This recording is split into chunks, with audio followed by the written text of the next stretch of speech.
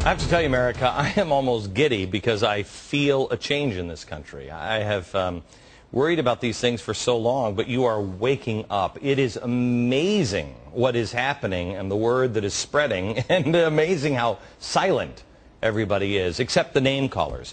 I want you to know the first part of this program dealt with the loudmouths. They're the shouters. They're the ones that refuse to argue with the facts. I mean, I might get a little loud from time to time, but I use facts. These people instead resort to intimidation and bumper sticker slogans. You know, they go into the arguments like, well, he just wants to starve cute, cuddly kids without armpits. He hates the poor people so much he'd rather eat them than help them. No, I don't. Are they tasty? No, I really don't want to do that. And I don't think most politicians want to do that either.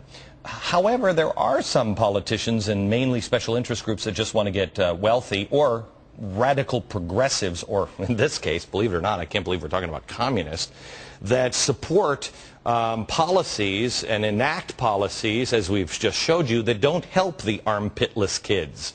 Instead, they continue to hurt people and make them more dependent on government, which would give them more power. Oh my goodness, I'm starting to figure this out. The second part of the problem is the politicians. They toss out the red meat for the shouters to feast on both sides. And the result is, well, he's just a shill for the GOP. He just hates Barack Obama. And here's my favorite recurring Twitter comment. Oh, yeah, well, where was Glenn Beck during the Bush administration? He was a fascist. Bush increased the government as well. Yeah. No. I'm actually beginning to think this is futile to answer this charge, because those who usually make that charge don't listen or watch my show anyway. So, America, this will be the last time I respond to it, because I'm really finding myself in a unique place where I don't care what people say anymore. Uh-oh, what will the left do now? I did say the same things about George W. Bush. I did complain about his out-of-control spending and debt. I did complain about his failures on the border. In fact, I believe I told the left then they should impeach him for that, because something was going on with global corporations. Uh-oh, facts. Oh, I don't know what to do. Facts. That's a liberal blogger right now. His head pops. I did complain about his abandoning free market principles to save the free market system. I did complain constantly as Bush presided over the largest increase in government since Lyndon B. Johnson. Bad. I also brought up the whole, the Patriot Act. Thought that might be dangerous. Yeah. Because I apparently, unlike many on both sides, have actual principles, I choose to hold on to the truth before the party. Whoa. So the "where were you" argument says nothing about what's going on today. I liken this to an argument, you know, you'd hear at recess between a couple of third graders. It distracts from any real conversation. You know, you're suddenly pointing out George Bush's big government policies. It's the same one you seem to love so much now. Okay, the third grader in me would say, oh yeah, well, where was your support for Bush while he was just like Barack Obama, increasing the size of government and fascism? Stop looking at it through the partisan lens. Both parties are screwing you. When are you going to get that? They're using you. They're using me. They're using all of us. Ignore the R or the D next to their name and start supporting or opposing the politicians in a very different way. Look at what they believe. Look at not what they say they believe, but what they actually do. You know, a little thing I learned. A great man taught me, what was it? Judge a man by the content of his character. Here's something I want you to send to every politician. I want you to send to every politician, and you demand an answer. And they are either in or out. Okay?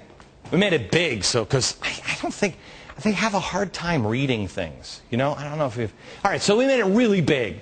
1, I believe in a balanced budget and therefore will vote for a freeze in government spending until that goal is realized. I know that's crazy.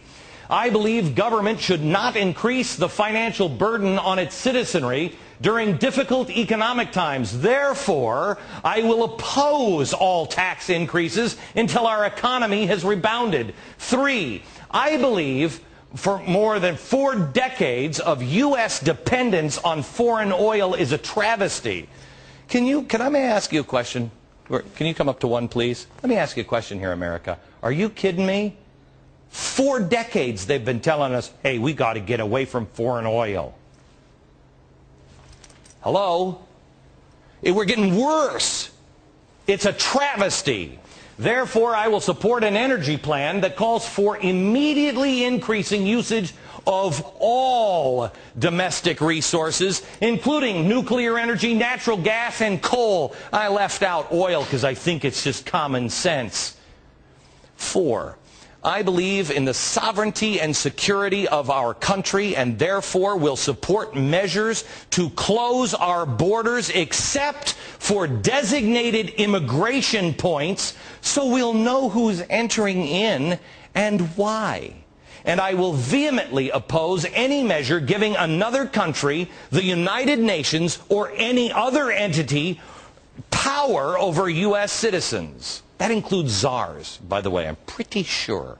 Didn't have that in there, but I should add oil and czars in this for the dummies. Number 5, I believe the United States of America is the greatest country on earth, and therefore will not apologize for policies or actions which have served to free more and feed more people around the world than any other nation on the planet. You know what? When everybody else apologizes for all the crap they've done, then we can apologize for our crap too. Boo-hoo, cry me a river. If your politician doesn't believe, support, or reflect these beliefs in their actions, not what they say in cute little speeches, then they aren't supporting you. You bring these words to them. They're not supporting or protecting or defending the Constitution of the United States. And let me see, what is the oath that they take? I will protect the Constitution against anyone, foreign or domestic, any enemy, foreign or domestic. Well, it seems to me we have some foreigners that are an enemy to the Constitution. Gee, do you think we have any constitutional enemies domestically? It's time to throw those bums out.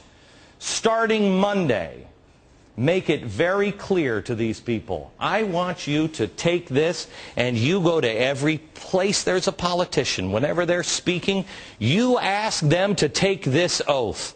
You do it calmly. You do it rationally. If they're not for this, well, you know what? Then the country is going to pop like the little blogger's head did when I started explaining facts a few minutes ago. You tell these politicians, you're either in, or next election season, you are out. Now, I brought up a lot of facts this week, the responses from my critics, but more importantly, it's not about me, it's what you're going to face when you start speaking out, and how to deal with that. Next.